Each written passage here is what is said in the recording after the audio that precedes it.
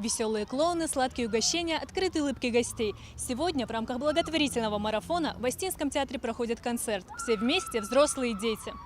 Данное мероприятие проводится в рамках всероссийской акции «Добровольцы детям». Остинский театр, различные фонды, общественные организации и многие частные предприниматели приняли участие в подготовке к проведению марафона. В этот день любой желающий мог абсолютно бесплатно прийти на концерт, побывать на выставке картин юных художников и попробовать мороженое. Все собранные средства организаторы планируют направить на оказание помощи больным детям. Главной целью является сбор средств для тех детей, которым мы сейчас помогаем. Сейчас несколько детишек у нас в фонде числится, которым нужна помощь срочная. И мы уверены, что вот благодаря всей этой акции, которая будет проходить 2 месяца, мы уверены, что мы сможем этим детям помочь. Кому-то мы уже помогли в рамках акции.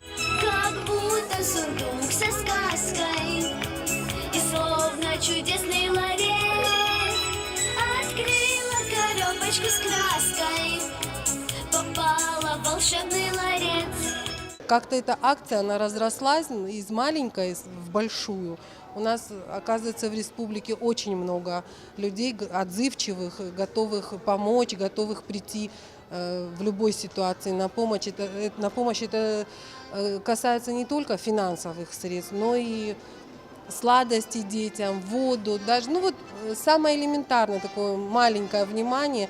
Если ты в эту минуту можешь этому ребенку доставить радость, это великое счастье, это большая помощь на самом деле. На сцене Остинского театра выступили детские творческие коллективы «Премьера», «Сармат», «Школа Диалог», детский дом «Хурытен», а также известные певцы и артисты республики. Акция продлится до 15 июля, а закончится грандиозным телерадиомарафоном звезд Остинской эстрады.